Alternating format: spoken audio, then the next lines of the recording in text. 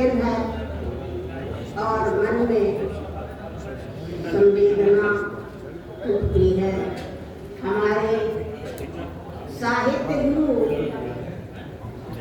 Doctor Ranganath मिश्र सत्य जी, जिनके सानिध्य में मैंने सन 97 से कविताएं लिखनी शुरू की।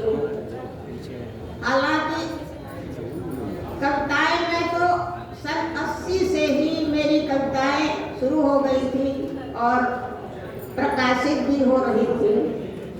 सन 97 के बाद मैं जुड़ी रंग जी से और आज उनका जन्मदिन जयंती है।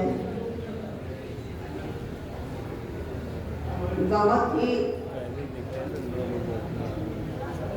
मन में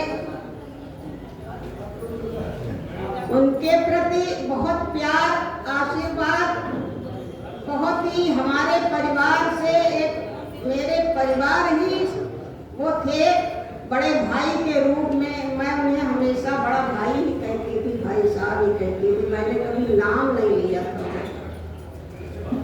जब भी मेरे घर जाते थे तो ऐसा लगता था कि झोले में सीधे साधे सादगी भरे वो आते थे मेरे घर में, और एक झोले में थोड़ी सी पत्रिकाएं, कोई काम, और आकर बैठते थे। ऐसा कभी लगा ही नहीं कि सत्य जी को कुछ भूख भी लगी है या नहीं। जब भी मैं कहती तो कहती हाँ, कहते हाँ ठीक है, चाय पिला दो। तो उसके साथ मैं कुछ भी उनको अपना खिलाती थी। आज बहुत याद आ रही है। मैं उनको श्रद्धांजलि के रूप में 4 पंक्तियां पढ़ती हूँ। पहले से एक गीत पढ़ती हूँ कि साहित्य समाज में बोया तुमने, वो सब तो फल फूल रहा है, मगर तुम्हारा सूना आसन सबके मन को शूल रहा है।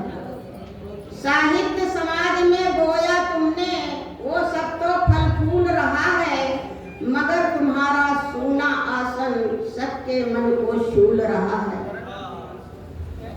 एक अजीत मैं पढ़ती हूँ अपना, इसके बाद मैं अपनी किताब पर आऊंगी। कि साहित्य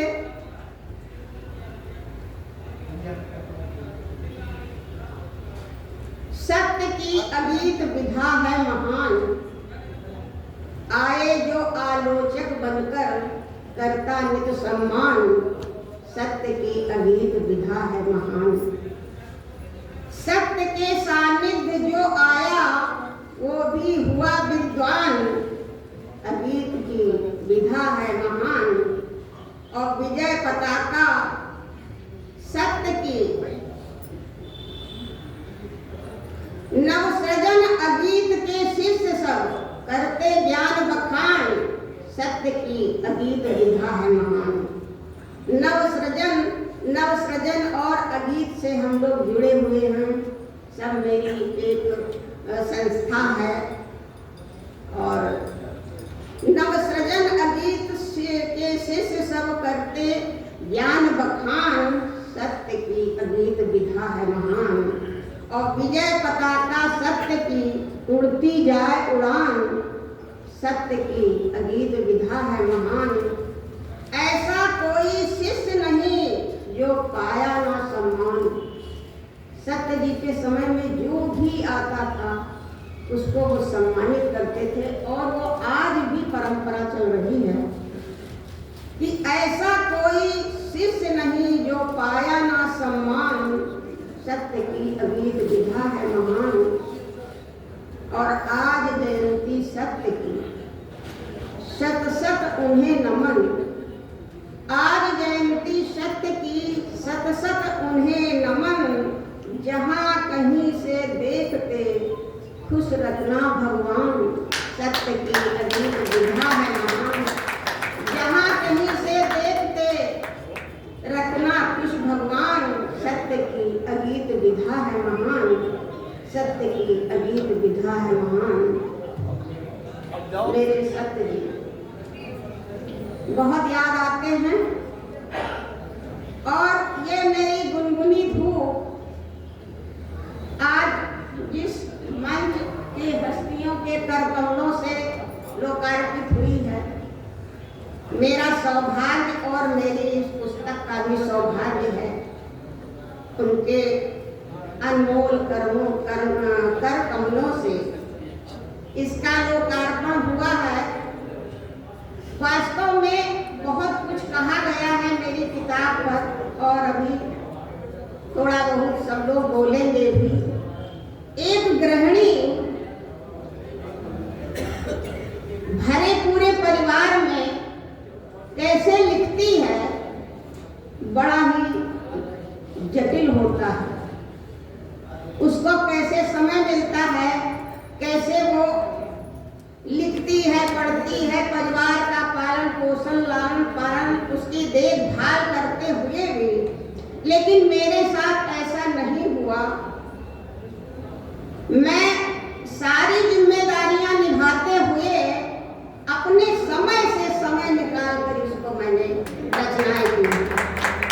मुझे जो भी समय मिलता था मैं उससे पहले उठती थी और 1 घंटा लेखन के लिए देती थी। इसलिए परिवार में कोई बाधाएं नहीं आई, ना किसी ने मेरा असहयोग किया। सबसे पहली कविता मेरी जब निकली चुपचाप मैंने भेज दी थी। मेरे पति RR और रेलवे में असिस्टेंट मैकेनिकल इंजीनियर थे, तो मेरे यहाँ रेल रश्मि पत्रिका आती थी। सबसे पहली रचना उसमें प्रकाशित हुई और वो पत्रिका चुपचाप मेरे घर जब आई, कविता थी बसंत ले आया है बारात। जब मेरे पति को पता चला कि तुमने इतना लिख के और प्रकाशित करवा दिया, मुझे पता ही नहीं चला। मैंने कहा हो सकता है घर की तरफ से कोई ऐसी बाधा उत्पन्न हो, इसलिए मैंने चुपचाप भेज दी। छपेगी तो नहीं छपेगी तो, लेकिन अब छप गई। ये सबसे बड़ी खुशी थी मेरे लिए, सबसे बड़ी खुशी। और इसके बाद कलम मेरी रुकी नहीं, आज तक चल रही है। बहुत पत्र पत्रिकाओं में प्रकाशित हुई, उसका पारिश्रमिक आया। और ये मेरी पुस्तक, इससे पहले मेरी 4 पुस्तकें प्रकाशित हो चुकी हैं। ये 5वीं पुस्तक है। और इस पुस्तक में भाई सत्य जी ने अपने अनमोल शब्द लिखे हैं, प्रोफेसर गोस्वामी जी ने भी लिखे हैं और भाई डॉक्टर हाशमी जी ने इसमें अपने अनमोल शब्दों से नवाजा है मेरी किताब को। मैं उन्हें बहुत बहुत धन्यवाद साधुवाद देती हूँ। मित्रों, आप सबके आशीर्वाद से ये जो आसपास मेरे परिवेश बना, आप लोगों का सबका सानिध्य आशीर्वाद जो ये आप सबके सामने है, आप पढ़ेंगे भी।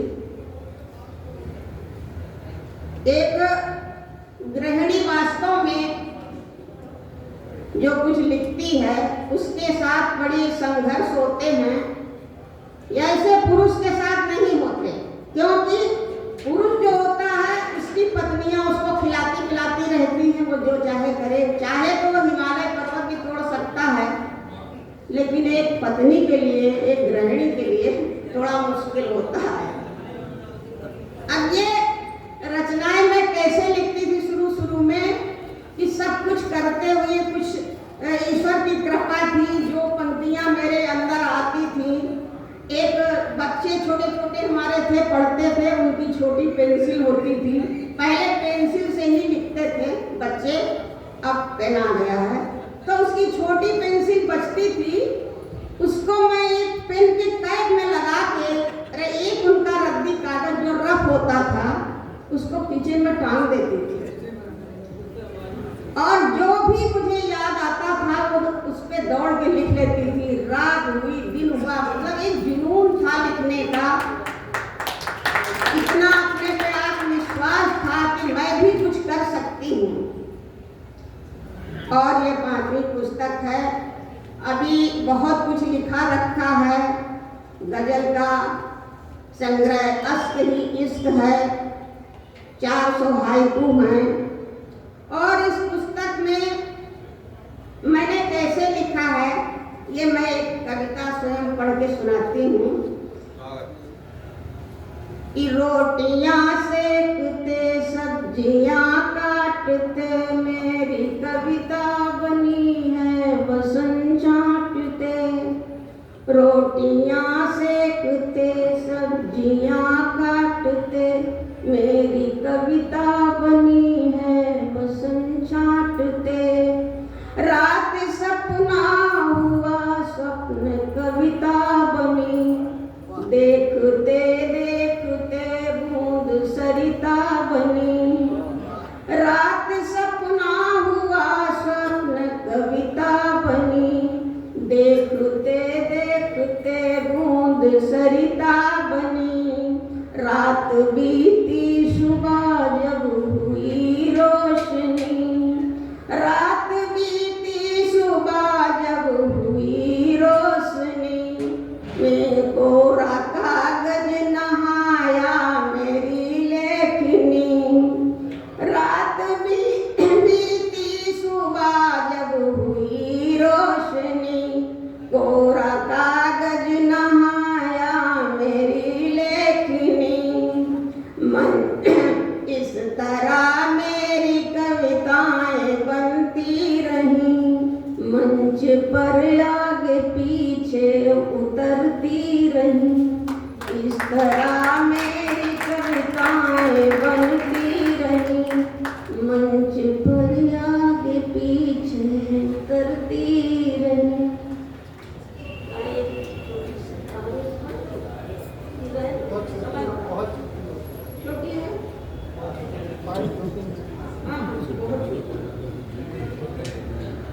मित्रों, ये कहानी जो मैं पढ़ने जा रही हूँ, आजकल परिवार में इतना लोगों को समय नहीं है कि बुजुर्गों की देखभाल करें, सेवा करें।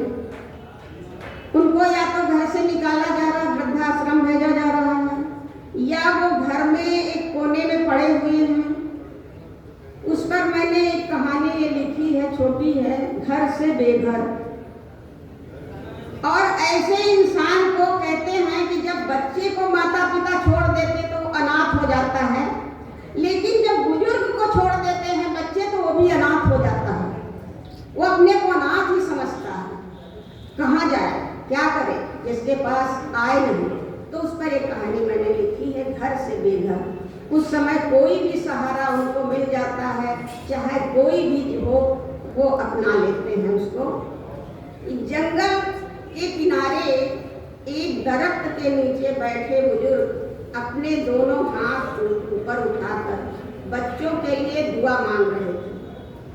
हे ऊपर वाले, माफ कर देना मेरे बच्चों को, शायद उनकी भी कोई मजबूरी होगी मुझे घर से निकालने की, या मेरी कोई कमजोरी। आज मेरी पत्नी जिंदा होती तो शायद कोई रास्ता जरूर निकल आता। पता नहीं क्यों नारियों में इतनी शक्ति देता है ऊपर वाला कि वे सारी समस्याएं हल कर लेती हैं। आंखों में आंसू लिए यही सोच रहा था, इतने में दरख्त पर बैठे परिंदे ने उनके हाथ पर कुछ उतरे हुए गूलर के फल डाल दिए। बुजुर्ग ने अपने हाथ नीचे करके देखा तो मुस्कुरा कर बोला, हे परवरदिगार, तूने तो खाने के लिए परिंदों से फल भेज दिए, अब वे जो दुआ अपने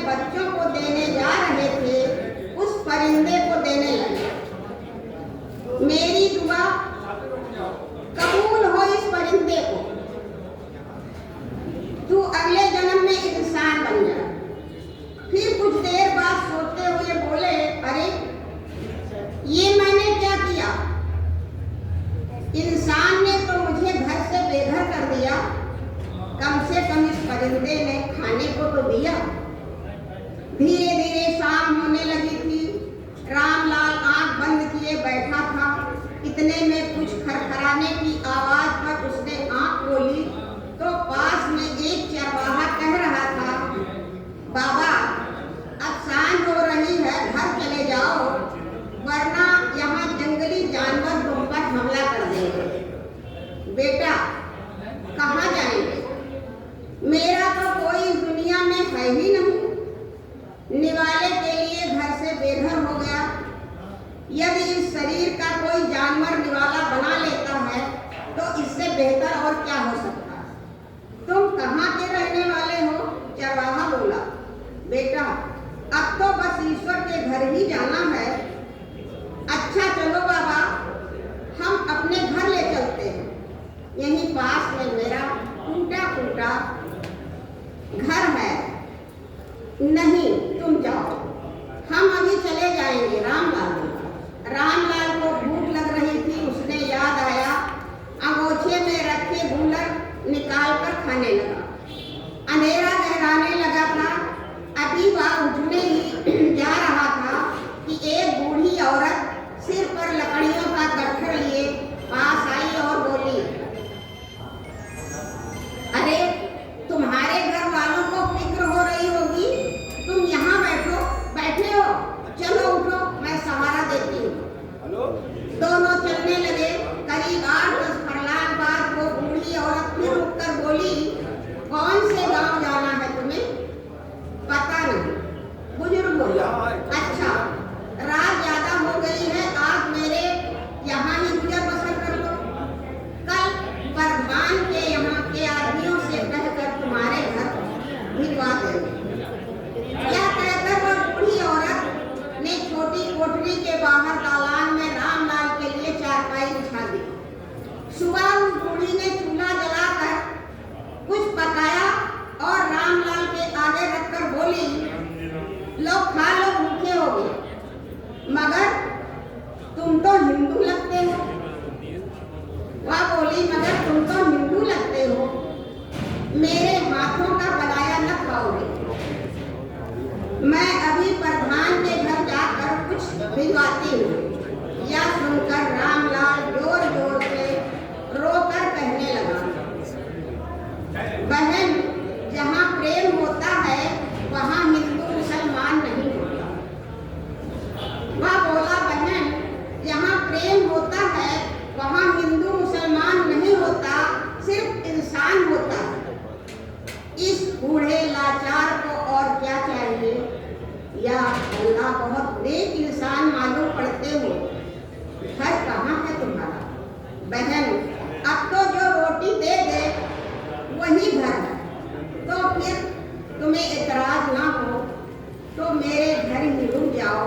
मेरा भी दुनिया में कोई सहारा नहीं है।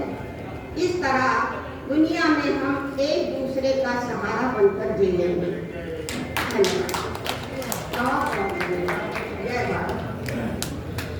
बहुत कहानी। और मैं डॉक्टर अंकल दुबे जी से निवेदन कर रहा हूँ कि वे आए और हम कार्यक्रम